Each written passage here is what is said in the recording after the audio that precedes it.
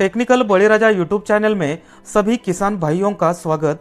किसान भाइयों, जो किसान एडवांस टेक्नोलॉजी का इस्तेमाल करते हुए व्यावसायिक खेती करता है वह लाखों में मुनाफा कमाता है। दोस्तों, इस वीडियो में आम की खेती कैसे करनी चाहिए इस विषय में पूरी जानकारी हम लेंगे। जैसे ही आम का नाम सामने आता है तो जुबां पर केसर आम का स्वाद याद आने लगता है। केसर आम एक ऐसी वैरायटी है जिसे हर कोई खाना चाहता है, क्योंकि केसर आम का स्वाद ही ऐसा है कि हर कोई इस आम का चाहने वाला है। टेस्ट के मामले में केसर आम किसी भी मामले में पीछे नहीं है। आज महाराष्ट्र, गुजरात, कर्नाटक इन राज्यों में हमारे कई किसान भाई केसर आम की बम्पर उत्पादन लेके लाखों में मुनाफा कमा रहे हैं। केसर आम की बागवानी कैसे करें इसकी पूरी जानकारी लेने के लिए आज हम आए हैं महाराष्ट्र के सोलापुर जिले में माळशिरस तहसील के माळीनगर यहाँ पर स्थित केसर नर्सरी में। पिछले 30 सालों से किसान भाइयों का भरोसा है इस नर्सरी पे।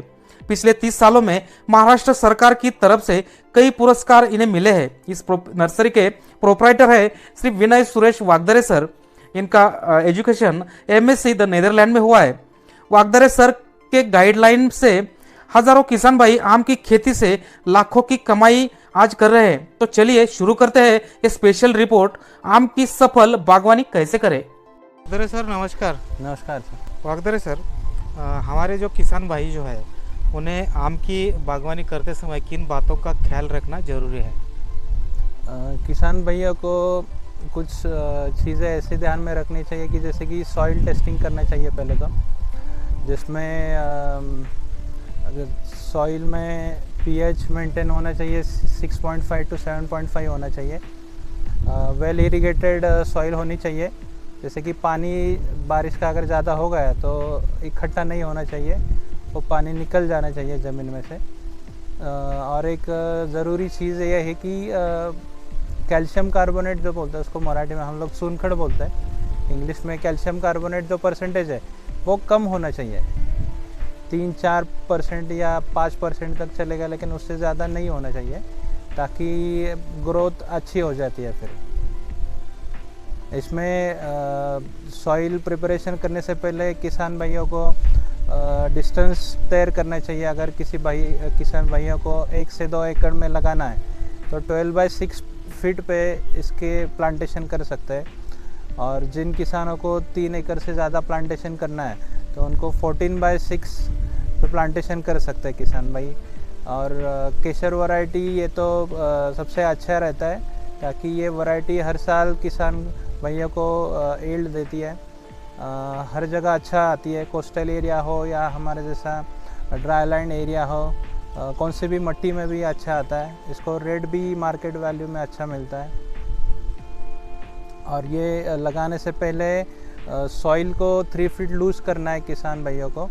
12/6 पे मार्किंग करके जिधर पौधे लगाने हैं वहाँ पे 3 फीट सॉइल JCB से लूज़ करना है उसको, और लूज़ करके उधर छोड़ देना है। फिर जिधर लूज़ किया है उधर 1 फीट का गड्ढा लेके रखना है, और ड्रिप बिछा के ड्रिप सब चालू करना है, और फिर किसान भाई पौधे लगा सकते हैं। वागदरे सर, 1 एकड़ में हमने आम के पौधे लगाए, हाँ, तो उसमें से हमें यील्ड कब मिलना शुरू होता है और उसमें 1 एकड़ में कितना टनेज एवरेज मिलता है उसका? लगभग 3 से 4 साल लग जाता है फर्स्ट हार्वेस्ट चालू होने के लिए। और लगभग पकड़ के चलो 5 से 10 टन यील्ड पर एकड़ आ सकता है इसमें। कुछ किसान भाई हमारे महाराष्ट्र में ऐसे हैं कि जो 15 टन 12 टन भी ले रहे, जिनके काफ़ी पुराने बगीचे हो गए, उनके यहाँ पे यील्ड तो 12-15 टन भी आ रहा है। ऑन एन एवरेज 5 से 10 टन यील्ड आ सकता है अगर अच्छी तरह से संभालेंगे। और इसको रेट जो रहता है, अगर लोकल ट्रेडर्स को आप देंगे तो 40 रुपीज़ से लेके 80 रुपीज़ तक रहता है। ये कौन से महीने में आता है उसके ऊपर प्राइस डिपेंड रहता है। अगर आप एक्सपोर्टर या खुद बेचेंगे तो ऑन एन एवरेज 80 रुपीज़ से 150 रुपीज़ तक पर केजी रेट इसको केसर मैंगो को मिल जाता है रेट। वागदरे सर, आपकी नर्सरी के बारे में हमें थोड़ा सा कुछ बताइए। ये नर्सरी 30 साल पुराना नर्सरी है हमारा। मेरे पिताजी ने इसको चालू किया था 92 में। काफ़ी मदद हम लोगों को गवर्नमेंट यूनिवर्सिटी से और गवर्नमेंट एग्रीकल्चर डिपार्टमेंट से काफ़ी मदद मिली थी हमें और आज भी मिलती है।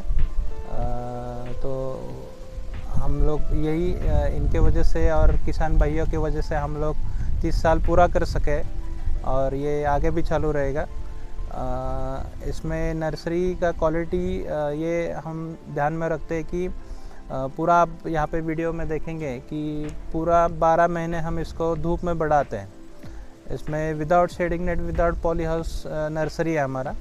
इसको धूप में 12 महीने इसलिए रखते हैं कि ताकि इसको बारिश, ठंड का मौसम है या फिर ये जो हवा चलती रहती है, डिजीज़ेस, ये सब की आदत लगनी चाहिए। इसकी सब की आदत लगने के बाद ही वो अगर किसान के पास पौधा जाएगा तो वो ओपन कंडीशन में अच्छी तरह से टिक पाएगा और अच्छी तरह से बढ़ पाएगा। और इसको हम लोग बैग साइज़ भी बड़ा रखते हैं नर्सरी में, ताकि किसान के पास जाने के बाद वो अच्छी तरह से ग्रो हो सके। तो और पौधे के नीचे हम लोग मल्चिंग पेपर भी डालते हैं ताकि मूली ना छूटे और किसान भाइयों को देते वक्त ये मूली ना टूटे। अगर मूली टूट गई तो किसान भाइयों के पास जाने के बाद पौधे मर जाते हैं। तो किसान भाइयों के पास जाने के बाद पौधे अच्छी तरह से ग्रो होना चाहिए, ज़िंदा रहने चाहिए, इसलिए हम लोग यहाँ पे काफ़ी ध्यान रखते हैं नर्सरी में पौधों का।